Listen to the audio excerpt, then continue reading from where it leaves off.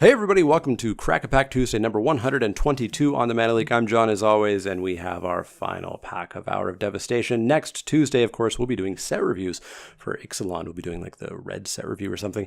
And then the week after that, this pack will be an Ixalan pack. But let's crack open this final pack, see what's in it, and see what we would take pack one, pick one if this was a draft.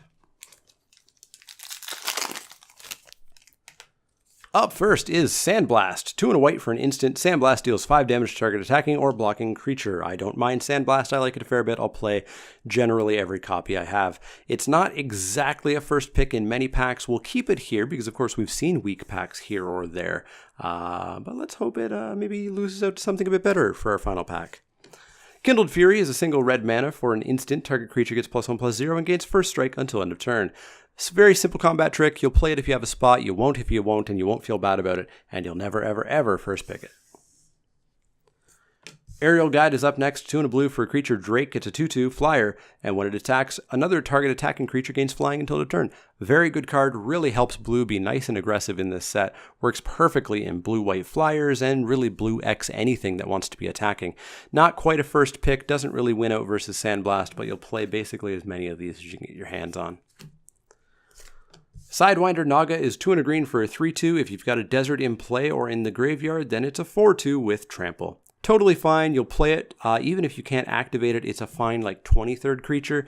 And if you can activate it, it becomes like a 22nd creature. You're not going out of your way to play this. You're never first picking it. But if you've got a spot, you're not going to feel bad about playing it.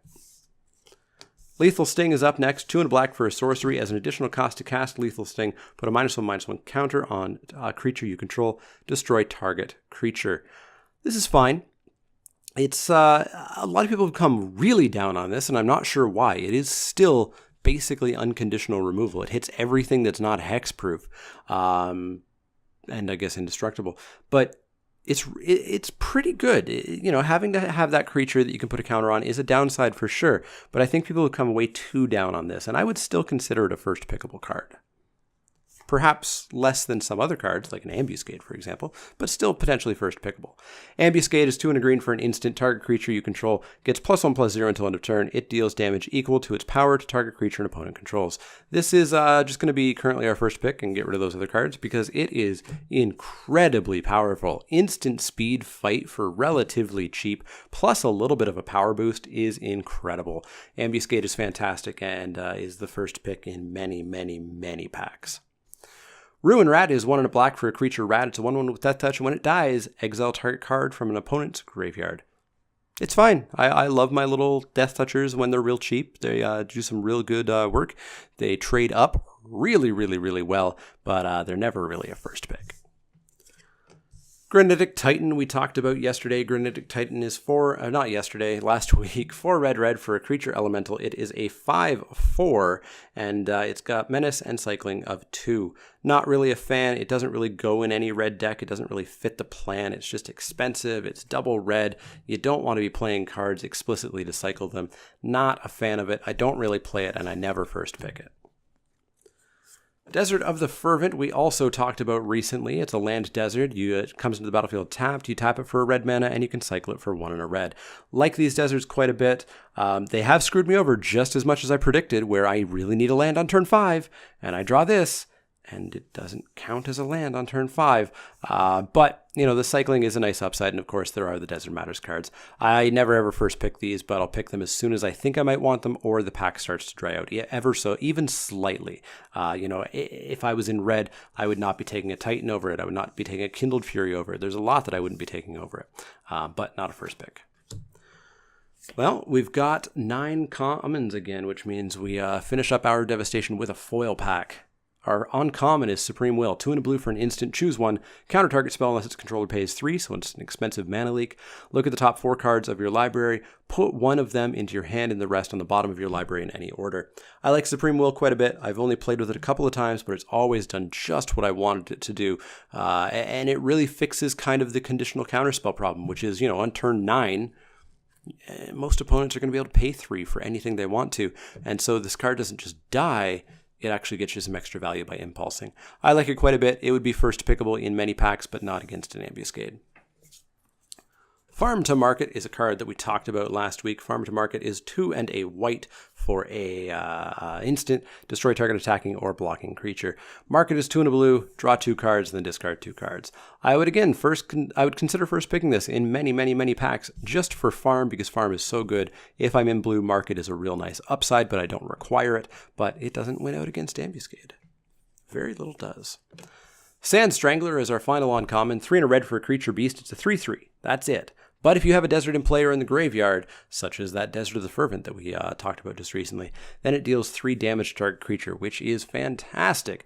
Sand Strangler is definitely in contention for a first pick. I don't think it wins out against Ambuscade again. And I've had this guy an unfortunate number of times where I've had like 1 Desert in my deck. And it's not good. It's nowhere near good if you don't have 3+ deserts where you're going to reliably have this thing online. If you play it as a hill giant, you're going to feel sad. But that being said, if you first pick it, you should be able to get the deserts.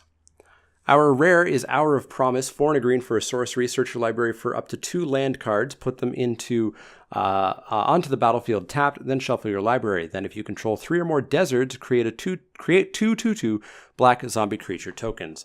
I don't like Hour of Promise. I know a lot of people have sort of done some stuff with this, and if you're in black-green and you're fetching if near dead lands, then yes, you're going to do some serious work with it. But I think you have to build so specifically around it and almost get lucky with your packs to make it be really good. I don't like my ramp spells on turn 5. I like my ramp spells on turn 2.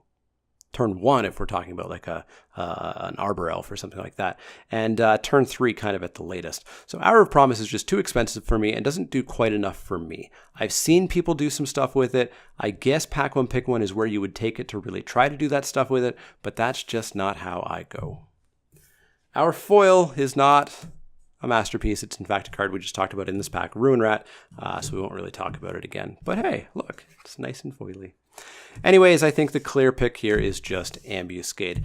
Let me know what you would have taken. Would you have gone down the Hour of Promise route? Do you think it can actually do some good work? Do you think Sand Strangler is possibly better than Ambuscade? I would disagree, but let me know in the comments down below. As always, if you have any questions, comments, or suggestions, you can find me on Twitter at TheManaLeak. That's L-E-E-K, like the vegetable, not the card. You can also find me at Facebook.com/TheManaLeak, Twitch.tv/TheManaLeak, and Patreon.com/TheManaLeak, where you can work your way towards earning one of these playmats. Several of them are out in the wild now. I think we're up to like 8 or 9 of them around the world right now. That's awesome. So check out Patreon.com/TheManaLeak. If you like the content, click that thumbs up button. If you haven't already, click subscribe if you want to see more. And if you do have questions, comments, or suggestions, let me know. Otherwise, see you all next week for set review.